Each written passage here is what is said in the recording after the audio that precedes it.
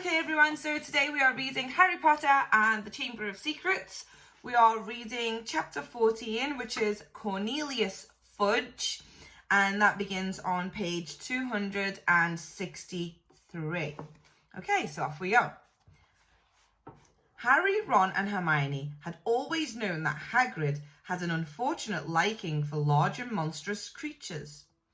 During their first year at Hogwarts, he had tried to raise a dragon in his little wooden house, and it would be a long time before they got the giant three-headed dog he'd christened Fluffy. And if, as a boy, Hagrid had heard that a monster was hidden somewhere in the castle, Harry was sure he'd have gone to any lengths for a glimpse of it. He'd probably thought it was a shame that the monster had been cooped up so long, and thought it deserved the chance to stretch its many legs. Harry could just imagine the 13-year-old Hagrid trying to fit a lead and collar on it. But he was equally certain that Hagrid would never have meant to kill anybody. Harry half wished he hadn't found out how to work Riddle's diary. Again and again, Ron and Hermione made him recount what he'd seen until he was heartily sick of telling them and sick of the long circular conversations that followed. Riddle might have got the wrong person, said Hermione. Maybe it was some other monster that was attacking people. How many monsters do you think this place can hold? Ron asked dully. We always knew Hagrid had been expelled, said Harry miserably. And the attacks must have stopped after Hagrid was kicked out. Otherwise, Riddle wouldn't have got his award. Ron tried a different tack. Riddle does sound like Percy. Who asked him to grass on Hagrid anyway? But the monster had killed someone, Ron, said Hermione.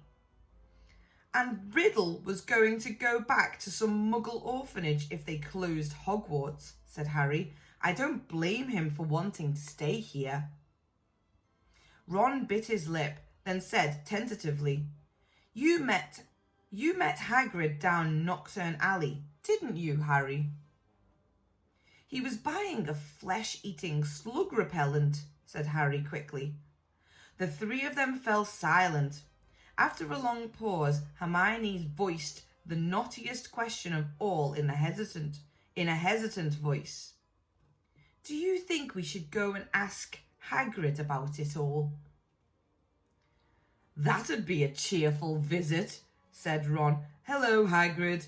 Tell us, have you been setting anything mad and hairy loose on the castle lately? In the end, they decided that they wouldn't say anything to Hagrid unless there was another attack. And as more and more days went by with no whisper from the disembodied voice, they became hopeful that they would never need to talk to him about why he had been expelled. It was now nearly 4 months since Justin and nearly headless Nick had been petrified, and nearly everybody seemed to think that the attacker, whoever it was, had retired for good. Peeves had finally got bored of his "Oh Potter, you rotter" song. Ernie Macmillan asked Harry quite politely to pass a bucket of leaping toadstools in herbology one day, and in March, several of the mandrakes threw a loud and raucous party in the greenhouse 3.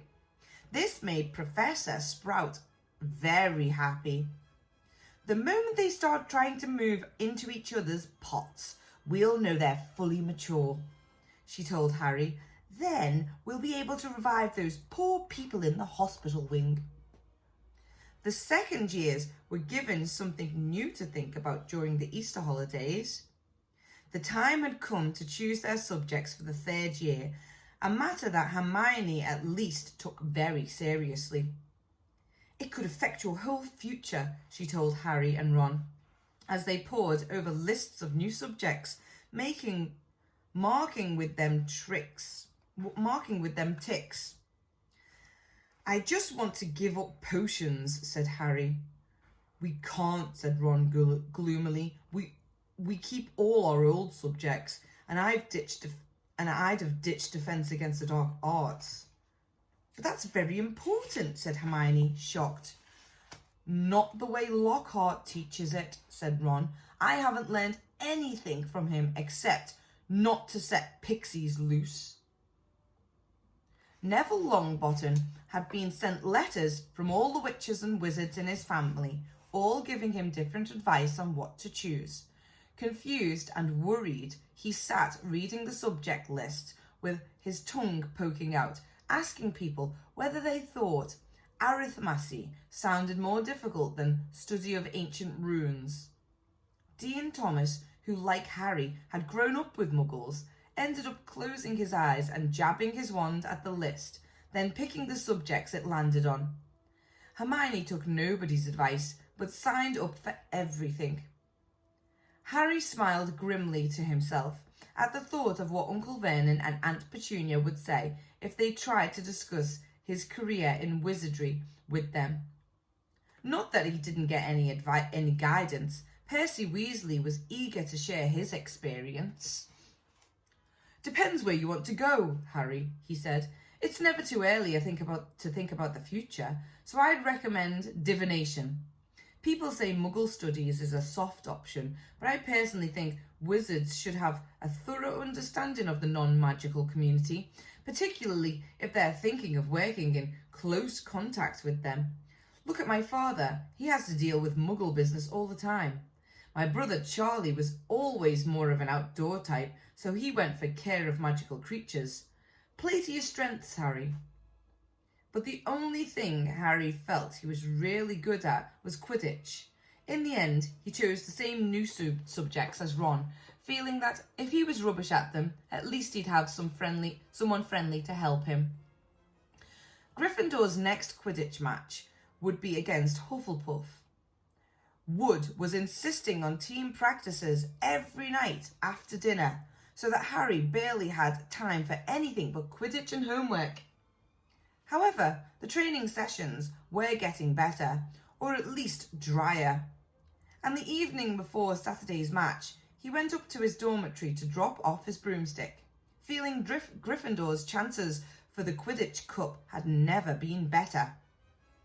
But his cheerful mood didn't last long. At the top of the stairs to the dormitory, he met Neville Longbottom, who was looking frantic. Harry, I don't know who did it. I just found... Watching Harry fearfully, Neville pushed open the door. The contents of Harry's trunk had been thrown everywhere.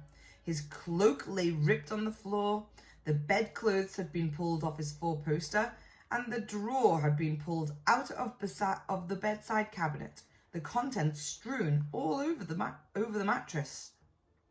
Harry walked over to the bed, open-mouthed, treading on a few loose pages of Travels with Trolls. As he and Neville pulled the blankets back into his bed, Ron, Dean and Seamus came in. Dean swore loudly. What happened, Harry?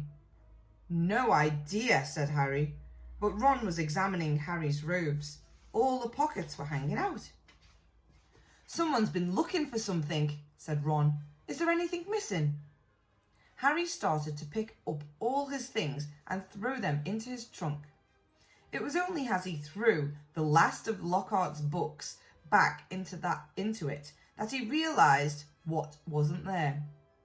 Riddle's diary's gone, he said in an undertone to Ron. What? Harry jerked his head towards the dormitory door, and Ron followed him out. They hurried back down to the Gryffindor common room, which was half empty, and joined Hermione, who was sitting alone reading a book called Ancient Runes Made Easy. Hermione looked aghast at the news. But only a Gryffindor could have stolen. Nobody else knows our password. Exactly, said Harry. They woke next day to brilliant sunshine and a light, refreshing breeze. Perfect Quidditch conditions, said Wood enthusiastically, at the Gryffindor table.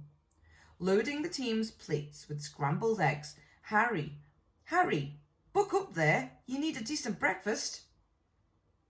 Harry had been staring down the packed Gryffindor table, wondering if the new owner of Riddle's diary was right in front of his eyes.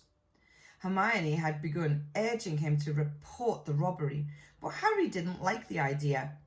He'd have to tell the teacher all about the diary and how many people knew why Hagrid had been expelled 50 years ago. He didn't want to be the one who brought it all up again. As he left the Great Hall with Ron and Hermione to go and collect his Quidditch things, another very serious worry was added to Harry's growing list. He had just set foot on the marble staircase when he heard it yet again. Kill this time, let me rip, tear. He shouted aloud, and Ron and Hermione both jumped away from him in alarm. The voice, said Harry, looking over his shoulder. I just heard it again. Didn't you? Ron shook his head, wide-eyed. Hermione, however, clapped a hand on her forehead. Harry, I think I've just understood something. I've got to go to the library. And she sprinted away up the stairs. What does she understand? Said Harry, distractedly, still looking around, trying to tell where the voice had come from. Loads more than I do, said Ron, shaking his head. And why's she got to go to the library? Because that's what Hermione does, said Ron, shrugging. When in doubt, go to the library. Harry stood, irresolute, trying to catch the voice again, but people were now emerging from the Great Hall behind him, talking loudly, exiting through the front doors on their way to the Quidditch pitch. You'd better get moving, said Ron. It's nearly 11, the match. Harry raced up to the Gryffindor Tower, collected his Nimbus 2000 and joined the large crowd swarming across the grounds.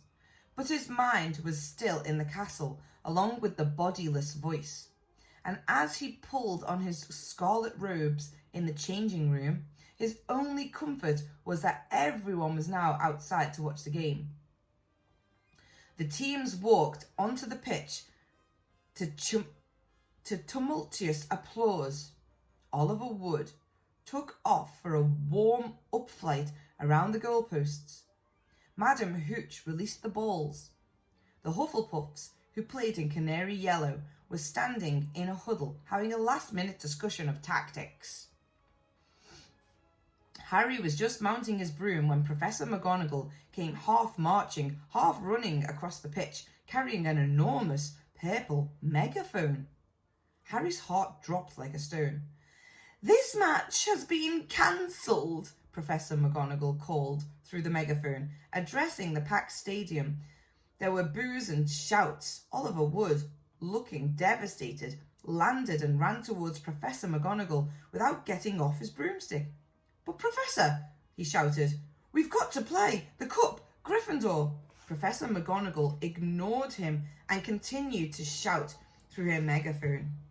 All students are to make their way back to the house common rooms, where the heads of their houses will give them further information.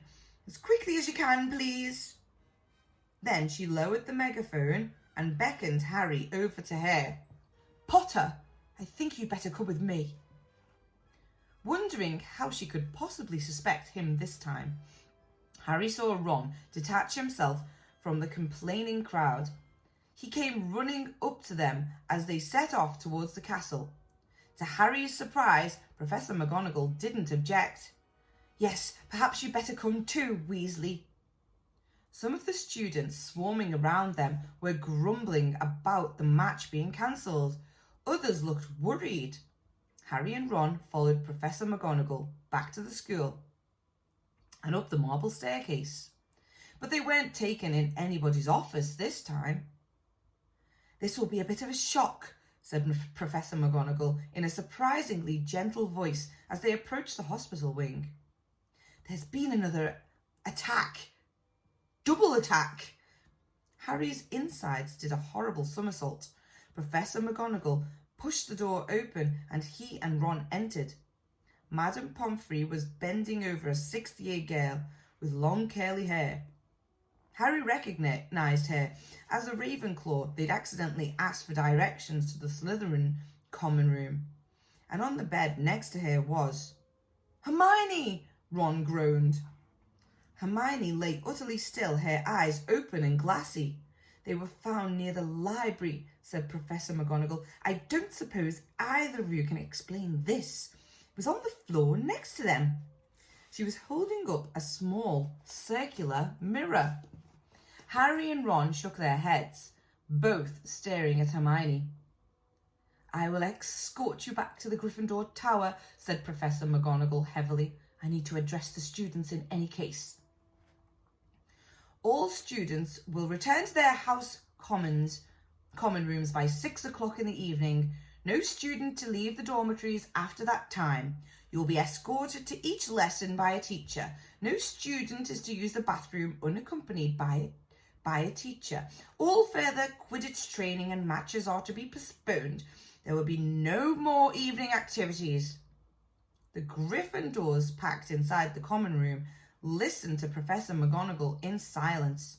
She rolled up the parchment from which she had been reading and said in a somewhat choked voice, "I need hardly add that I have rarely been so distressed. It is likely that the school will be closed unless the culprit behind these attacks is caught. I would urge anyone who thinks they might know anything about them to come forward." She climbed somewhat awkwardly out of the portrait hole, and the Gryffindors began talking immediately. "That's 2 Gryffindors down, not counting a Gryffindor ghost, 1 Ravenclaw and a Hufflepuff," said the Weasley twins' friendly Jordan. Counting on his fingers, "Haven't any of the teachers noticed that the Slytherins are all safe? Isn't it obvious? All this stuff's coming from Slytherin. The heir of Slytherin, the monster of Slytherin. Why don't they just chuck all the Slytherins out?" he roared, to nods and scattered applause. Percy Weasley was sitting in a chair behind Lynn, but for once he didn't seem keen to make his views heard. He was looking pale and stunned. "Percy's in shock," George told Harry quietly. "That Ravenclaw girl, Penelope Clearwater, she's a prefect. I don't think he thought the monster would dare attack a prefect." But Harry was only half listening. He didn't seem to be able to get rid of the picture of Hermione lying on the hospital bed as though carved out of stone. And if the culprit wasn't caught soon, he was looking at a lifetime back with the Dursleys. Tom Riddle had turned Hagrid in because he was faced with the prospect of a Muggle orphanage if the school closed. Harry now knew exactly how he had felt. "What are we going to do?" said Ron quietly in Harry's ear. "Do you think they suspect Hagrid?" "We've got to go and talk to him," said Harry, making up his mind. "I can't believe it's him this time, but if he set the monster loose last time, he'll know how to get inside the Chamber of Secrets, and that's a start." "But McGonagall said we've got to stay in our tower unless we're in class." "I think," said Harry, more quietly still, "it's time to get my dad's old cloak out again." Harry had inherited just one thing from his father, a long and silvery invisibility cloak. It was their only chance of sneaking out of the school to visit Hagrid without anyone knowing about it. They went to bed at the usual time, waited until Neville, Dean and Seamus had stopped discussing the Chamber of Secrets and finally fallen asleep. Then got up, dressed again, and threw the cloak over themselves. The journey through the dark and deserted castle corridors wasn't enjoyable. Harry, who had wandered the castle at night several times before, had never seen it so crowded after sunset. Teachers, prefects and ghosts were marching the corridors in pairs, staring around for any unusual activity. Their invisibility cloak didn't stop them making any noise. and there was a particularly tense moment when Ron stubbed his toe only yards up from a spot where Snape was standing guard. Thankfully, Snape sneezed at almost exactly the moment Ron swore. It was with relief that they reached the oak front doors and eased them open. It was a clear, starry night. They hurried towards the lighted windows of Hagrid's house and pulled off the cloak only when they were right outside of his front door. Seconds after they had knocked, Hagrid flung it open. They found themselves face to face, with him aiming a crossbow at them, Fang, the boarhound, barking loudly behind him. "Oh," he said, lowering the weapon and staring at them. "What are you two doing here?" "What's that for?" said Harry, pointing at the crossbow as they stepped inside. Nothing, Hagrid muttered. "I've been expecting. Doesn't matter. Sit down. I'll make tea." He hardly seemed to know what he was doing. He nearly extinguished the fire, spilling water from the kettle on it, and then smashed the teapot with a nervous jerk of his massive hand. "Are you okay, Hagrid?" said Harry. "Did you hear about Hermione?" "Oh, I heard all right," said Hagrid, a slight break in his voice. He kept glancing nervously at the windows. He poured them both large mugs of boiling water. He had forgotten to add tea bags, and was just putting a slab of fruitcake on a plate when there was a loud knock on the door. Hagrid dropped the fruitcake. Harry and Ron exchanged panic-stricken looks, then threw the invisibility cloak back over themselves and retreated into a corner. Hagrid checked that they were hidden, seized his crossbow, and flung open his door once more. "Good evening, Hagrid," said Dumbledore. He entered looking deadly serious and was followed by a second very odd-looking man. The stranger was a short, portly man with rumpled grey hair and an anxious expression. He was wearing a strange mixture of clothes, a pinstriped suit, a scarlet tie, a long black cloak, and pointed purple boots. Under his arm he carried a lime green bowler. "That's Dad's boss," Ron breathed. "Cornelius Fudge, the Minister of Magic." Harry elbowed Ron hard to make him shut up. Hagrid had gone pale and sweaty. He dropped into one of the chairs and looked from Dumbledore to Cornelius Fudge. "Bad business, Hagrid," said Fudge in rather clipped tones. "Very bad business. Had to come for a tax on Muggleborns. They've gone far enough. Ministry's got to act." "I never," said Hagrid, looking imploringly at Dumbledore. "You know I never, Professor Dumbledore, sir." I want you to understand, Cornelius, that Hagrid has my full confidence," said Dumbledore, frowning at Fudge. "Look, Albus," said Fudge uncomfortably. "Hagrid's record's against him. Ministry's got to do something. The school governors have been in touch." "Yet again, Cornelius, I tell you that taking Hagrid away will not help in the slightest," said Dumbledore. His blue eyes were full of fire Harry had never seen before. "Look at it from my point of view," said Fudge, fidgeting with his bowler. "I'm under a lot of pressure.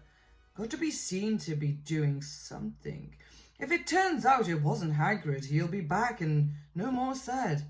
But I've got to take him. Got to. Wouldn't be doing my duty." "Take me?" said Hagrid, who was trembling. "Take me where?" "For a short stretch only," said Fudge, not meeting Hagrid's eyes. "Not a punishment, Hagrid, more a precaution. Someone else is caught, you'll be let out with a full apology." "Not Azkaban," croaked Hagrid.